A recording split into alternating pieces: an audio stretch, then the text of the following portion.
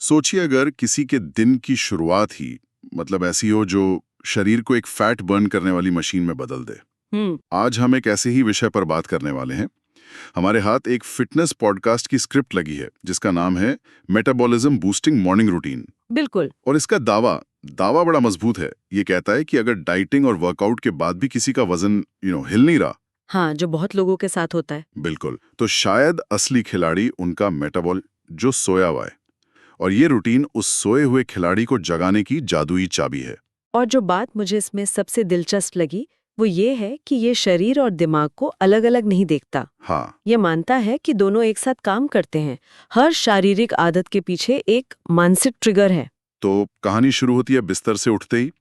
पहला कदम है 90 सेकंड का इंस्टेंट मेटाबॉलिज्म ट्रिगर। जैसे ही उठें, शरीर को स्ट्रेच करना है, हाथ ऊपर, गहरी सांस और सीने को फैलाना है।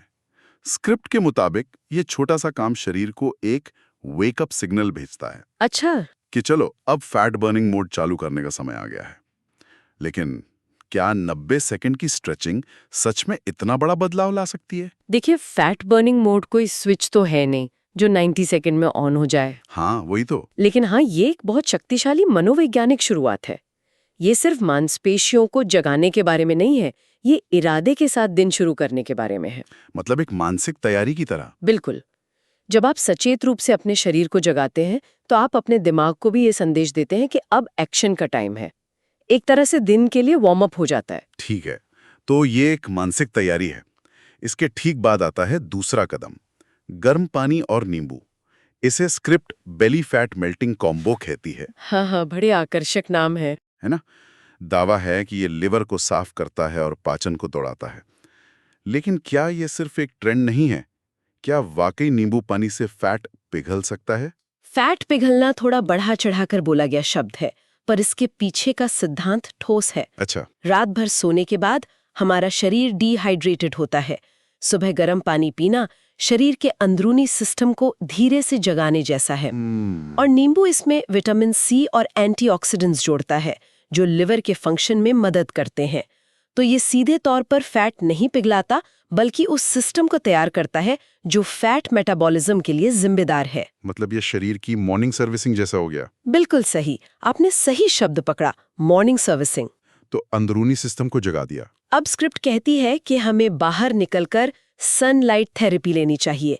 सच कहूं, जब मैंने यह पढ़ा तो मुझे लगा कि इसका वजन घटाने से क्या लेना देना हो सकता है। इसका बहुत गहरा विज्ञान है और आज की जीवन शैली के लिए तो ये बहुत जरूरी है। कैसे? हम सब ने शरीर की घड़ी या सर्केडियन रिदम के बारे में सुना है ना? हाँ, सुना तो है। हमारे फोन की नीली रोशनी, देर रात तक काम करना, ये सब इस घड़ी को बिगाड़ देते हैं। और जब ये घड़ी बिगड़ती है तो हमारे हार्मोन्स भी गड़बड़ा जाते हैं। ओके। सुबह की 5 मिनट की धूप उस बिगड़ी हुई घड़ी को रीसेट करने का सबसे आसान और मुफ्त तरीका है। ये शरीर को बताती है कि दिन हो गया है, अब हार्मोन्स को सही से काम पे लग जाना चाहिए। वाह, मतलब 5 मिनट की धूप एक तरह का फ्री हार्मोनल रीसेट बटन है। एग्जैक्टली। ठीक है, तो हमने शरीर को जगाया, उसे हाइड्रेट किया और धूप भी दिखा दी। लेकिन असली ऊर्जा तो खाने से मिलेगी।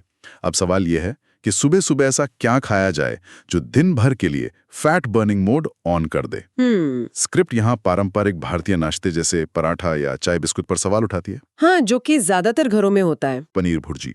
यहाँ जो सबसे बड़ी बात समझने वाली है वो ये है कि कुछ खाद्य पदार्थ खाने से ही कैलोरी बर्न होती है। खाने से कैलोरी बर्न होती है? हाँ, प्रोटीन एक ऐसा ही स्मार्ट फूड है। इसे पचाने के लिए शरीर को कार्बोहाइड्रेट या फैट के मुकाबले ज्यादा मेहनत करनी पड़ती है। यानी आप बैठे बैठे भी ज्यादा कैलोरी जला रहे हैं। अच्छा। इसे विज्ञान में प्रोटीन का थर्मिक इफेक्ट कहते हैं। ये एक तरह का मेटाबॉलिक टैक्स है जो शरीर प्रोटीन पर लगाता है, और ये टैक्स हमारे फायदे में है। मेटाबॉलिक टैक्स, ये याद रखने के लिए बहुत अच्छा है। बिल्कुल। और नाश्ते के ठीक बाद आता है पांचवां कदम, जिसे स्क्रिप्ट असली फैट लॉस हैक कहती है। सिर्फ 10 मिनट की वॉक। 1 मिनट। स्क्रिप्ट का कहना है कि सिर्फ 10 मिनट की वॉक के नतीजे चौंकाने वाले हो सकते हैं। ये सुनने में थोड़ा बड़ा चढ़ाकर नहीं लग रहा? ये बिल्कुल भी बढ़ा चढ़ाकर नहीं कहा गया, और इसका विज्ञान बहुत सरल है। बताइए। जब हम खाना खाते हैं तो हमारे खून में शुगर का लेवल तेजी से बढ़ता है। इसे ग्लूकोज स्पाइक कहते हैं। ओके। अगर ये शुगर तुरंत इस्तेमाल नहीं हुई तो शरीर इसे फैट के रूप में जमा कर लेता है। खाने के ठीक बाद 10 मिनट की हल्की वॉक आपकी मांसपेशियों को उस बढ़ी हुई शुगर को तुरंत इस्तेमाल करने पर मजबूर कर देती है। मतलब वो फैट में बदलने की जगह ऊर्जा में बदल जाते हैं। बिल्कुल। ये छोटे छोटे कदमों की ताकत का सबसे अच्छा उदाहरण है। मैं खुद भी कोशिश करती हूँ कि लंच के बाद थोड़ी देर टहल लूं और मैंने महसूस किया है कि इससे दोपहर में सुस्ती नहीं आती। हाँ, ये तो मैंने भी महसूस किया है। तो मतलब ये खाना स्टोर होने से पहले ही उसे इस्तेमाल करने का एक तरीका है। सही। ये रूटीन सिर्फ सुबह पर ही नहीं रुकता। छठा कदम दिन भर चलने वाली आदत के बारे में है, हाइड्रेशन साइकिल। नियम बहुत सरल है, हर घंटे 200 मिलीलीटर पानी पीना। पर क्या यह दिन में कभी भी पानी पीने से बेहतर है? मतलब क्या फर्क पड़ता है? हाँ, बहुत बेहतर है। ज्यादातर लोग तब पानी पीते हैं जब उन्हें प्यास लगती है। सही बात है। लेकिन प्यास लगना इस बात का संकेत है कि शरीर पहले ही डिहाइड्रेशन की स्थिति में जा चुका है और हल्की सी भी पानी की कमी मेटाबॉलिज्म को धीमा कर देती है। अच्छा। तो हर घंटे 200 मिलीलीटर का नियम एक प्रोएक्टिव तरीका है। यह सुनिश्चित करता है कि आपका शरीर कभी उस कमी वाली स्थिति में जा ही नहीं। समझ गया। मतलब इंतजार नहीं करना है प्यास लगने का। बिल्कुल। और अब आता है सातवां और सबसे अनोखा कदम, माइंडसेट, जिसे अदृश्य फैट बर्निंग टूल कहा गया है। ये मेरा पसंदीदा हिस्सा है। ये पूरी तरह से मानसिक है। स्क्रिप्ट में एक लाइन हर सुबह बोलने का सुझाव है, आज मैं अपने बेस्ट वर्जन के और पास जा रहा हूं। क्या इस तरह की बातें सच में काम करती हैं या ये सिर्फ अच्छा महसूस कराने के लिए है? ये सिर्फ अच्छा महसूस कराने से कहीं ज्यादा है। ये एक संज्ञानात्मक उपकरण है। मनोविज्ञान में इसे सेल्फ अफर्मेशन कहते हैं। Self affirmation? हाँ, जब आप सुबह खुद को अपने लक्ष्य की याद दिलाते हैं तो आप अपने अवचेतन मन को दिन भर के लिए एक दिशा दे देते हैं। फिर जब दिन में आपके सामने 2 विकल्प आते हैं, लिफ्ट या सीढ़ियां, समोसा या सलाद, तो आपका दिमाग उस सुबह के कमांड को याद करता है। स्वस्थ विकल्प चुनना आसान हो जाता है। मतलब ये इस पूरी दिनचर्या को एक साथ बांधने वाला गोंद है? बिल्कुल सही। ये आपकी शारीरिक आदतों को एक गहरे उद्देश्य से जोड़ता है। तो अगर हम पूरी तस्वीर देखें तो ये सिर्फ 7 अलग-अलग आदतें नहीं हैं, ये एक सिस्टम है। हाँ, एक पूरा सिस्टम। 90 सेकंड की स्ट्रेचिंग से दिमाग को जगाना, नींबू पानी से अंदरूनी मशीन को तैयार करना, धूप से हार्मोन्स को सेट करना, फिर प्रोटीन से मेटाबॉलिज्म को टैक्स करना। हाँ, 10 मिनट की वॉक से शुगर को मैनेज करना, लगातार पानी से सिस्टम को चालू रखना और एक मजबूत मानसिकता से सब कुछ एक साथ बांधना। ये पूरी दिनचर्या सुनने में बहुत अच्छी लगती है, लेकिन क्या ये व्यावहारिक है?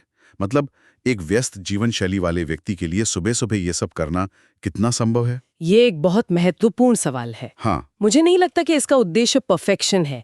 अगर कोई एक दिन धूप नहीं ले पाता तो इसका मतलब ये नहीं कि सब कुछ बेकार हो गया। अच्छा। इसका मुख्य सिद्धांत है कंसिस्टेंसी ओवर परफेक्शन, यानी पूर्णता से ज्यादा निरंतरता जरूरी है। शायद कोई इसे 100% ना कर पाए, लेकिन अगर 70-80% भी कर लेता है तो भी उसे फायदे दिखेंगे। ठीक है, तो ये एक तरह का फ्रेमवर्क है, कोई सख्त नियम नहीं। ये सब सुनकर एक सवाल मेरे मन में आता है। पूछिए। इस पूरी स्क्रिप्ट ने सुबह को पूरे दिन के मेटाबॉलिज्म के लिए एक ट्रिगर या किक स्टार्टर के रूप में स्थापित किया है। हाँ। यह हमें ये सोचने पर मजबूर करता है कि दिन का अंत यानी हमारी शाम की आदतें इन सुबह के प्रयासों का समर्थन कैसे करती हैं या उन्हें कमजोर कैसे करती हैं।